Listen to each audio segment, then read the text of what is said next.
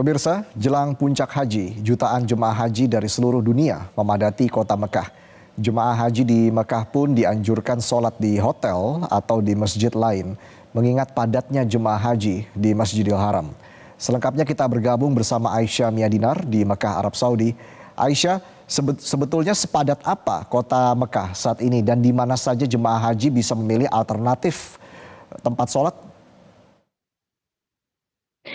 Baik Reza, selamat sore waktu Arab Saudi. Di Makkah saat ini jutaan jemaah haji ini sudah memadati kota Mekah dan terutama berada di sekitar Masjidil Haram ya, karena mereka ingin melaksanakan sholat dan juga ibadah-ibadah lainnya di Masjidil Haram. Mereka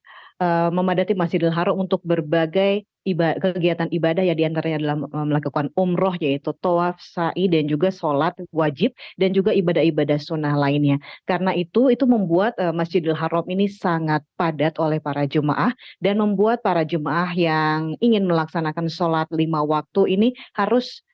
tiba di Masjidil Haram ini minimal 2 jam dari sebelum waktu sholat bila ingin mendapatkan tempat di bagian dalam. Selain itu beberapa jemaah yang juga ingin melaksanakan sholat atau ibadah lainnya di bagian dalam Masjidil Haram ini juga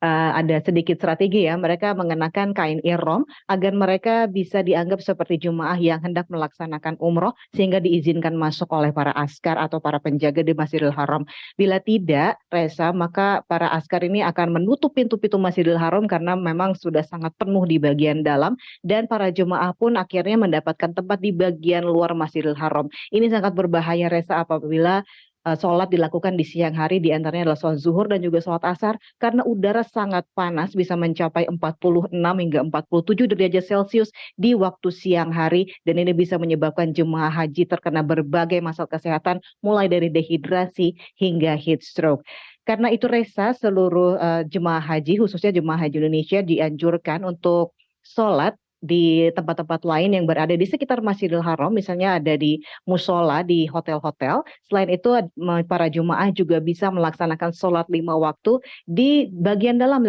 dari Tower Zamzam, di mana di situ tempatnya cukup nyaman dan cukup sejuk ya, karena ada pendingin udara, dan para jemaah pun juga bisa melaksanakan sholat secara berjamaah yang diimami oleh Imam Masjidil Haram sehingga mereka bisa tetap mengikuti sholat berjamaah di Masjidil Haram ini. Nah, sebelumnya para jemaah haji ini diwajibkan untuk berada di kota Mekah sebelum tanggal 4 Zulhijjah atau pada Senin 10 Juni 2024, karena pada tanggal 5 Zulhijjah atau pada tanggal 11 Juni 2024 ini para jemaah haji mulai diberangkatkan secara bertahap ke Padang Arafah, karena mereka harus berada di Padang Arafah ini minimal pada tanggal 8 Zulhijjah malam atau paling tidak setidak-tidaknya pada tanggal 9 Zulhijjah pagi, karena untuk mengejar waktu wukuf yang dilaksanakan mulai pada tanggal 9 Zulhijjah siang atau pada saat tergelincirnya matahari, sehingga mereka benar-benar harus berada di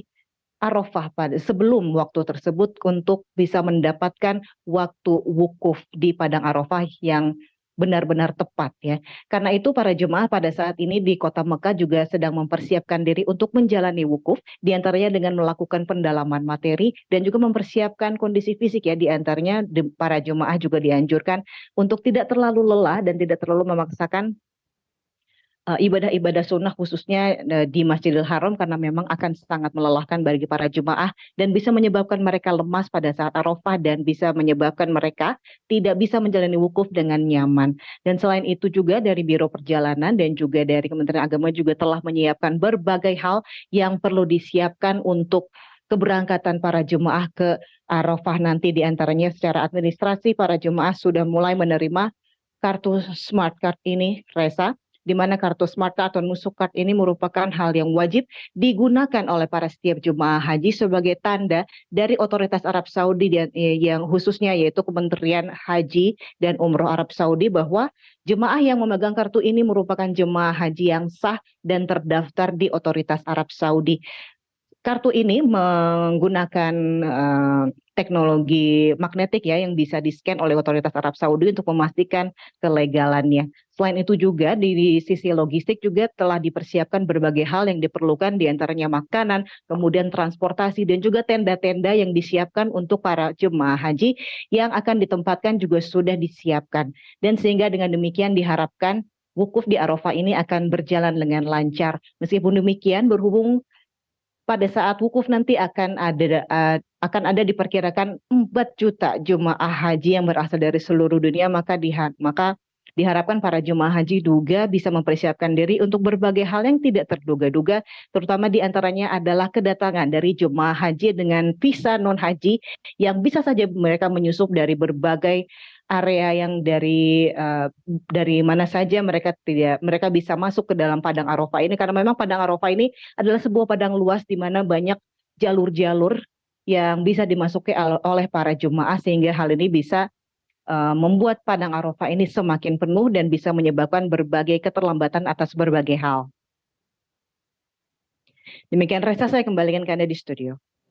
Baik, terima kasih atas laporan Anda Aisyah Miadinar langsung dari Mekah, Arab Saudi. Jelajahi cara baru mendapatkan informasi. Download Metro TV Extend sekarang.